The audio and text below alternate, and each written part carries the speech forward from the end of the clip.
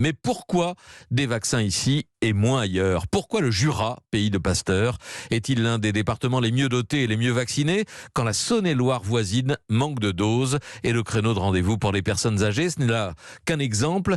Ici et là, des élus se plaignent, des départements se sentent lésés par une répartition qui leur semble inéquitable et incompréhensible, Victor Delande. Oui, selon le ministère de la Santé, 2 critères sont pris en compte pour répartir les doses d'un département à un autre. Le nombre de personnes de plus de 75 ans et le nombre de professionnels de santé de plus de 50 ans ou avec des comorbidités. Et quand on croise ces données avec les livraisons de doses déjà reçues, on se rend compte effectivement des fortes disparités d'un territoire à un autre. Vous parliez justement, Patrick, des différences inexpliquées entre le Jura, meilleur élève national, qui a reçu 106 doses pour 100 habitants, et juste à côté, le département limitrophe, la Saône-et-Loire, qui lui n'a reçu que 50 doses pour 100 habitants.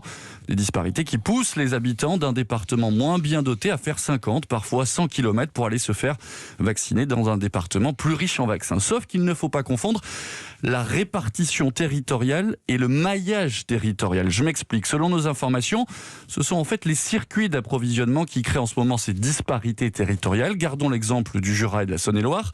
Les circuits d'acheminement des vaccins sont gérés par les régions et non pas par les départements.